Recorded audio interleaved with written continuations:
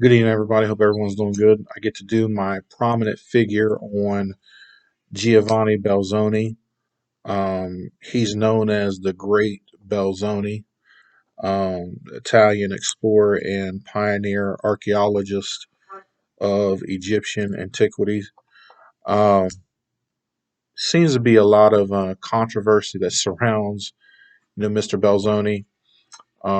They view him as kind of sketchy, the villain, if you will, of archaeology, known as a tomb robber.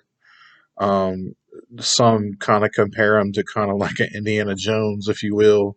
I thought that was interesting. But he was born November 5th, 1778, in Italy. His father was a barber, um, but he also had 13 siblings. His family, obviously, again, was from Italy, and he studied hydraulics. And I thought this was interesting, but he took monastic vows. Um, when he was 16 years old, though, in order to avoid jail, he had to flee from Italy to England because of Napoleon's army had invaded Italy, and so to avoid jail, he fled Italy to go to England, to avoid going to jail. So I thought that was an interesting fact. But while he was in England, there he met his wife, and her name is Sarah Bain.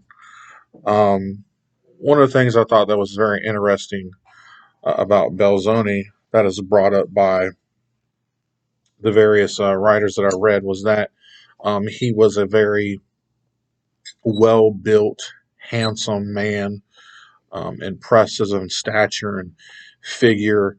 I believe they said he was about 6'6", 6'7", but had a very impressive figure, an imposing physique, and so because of that, he was a part of many circuses and fairs where he traveled around. Him and his wife.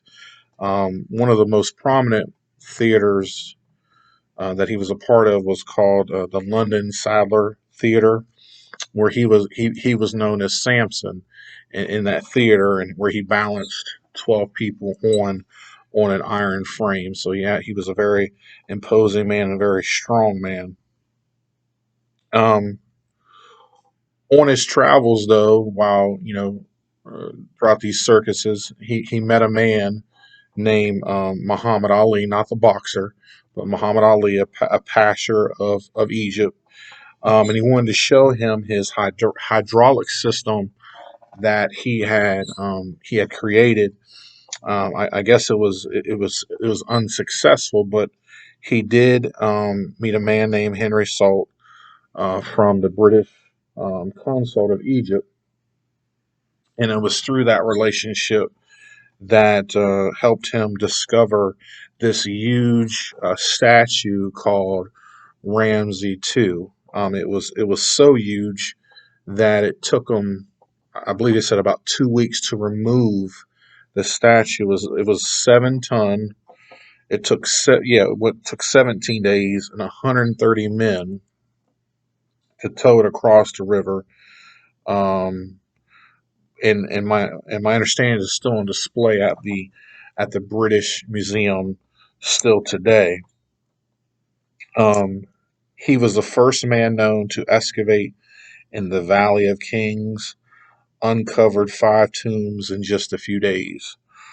Also, the first to penetrate into second pyramid in Giza, and then also looks like he wrote narrative of operations, recent discoveries within pyramid temples, tombs and excavation in Egypt and Nubia.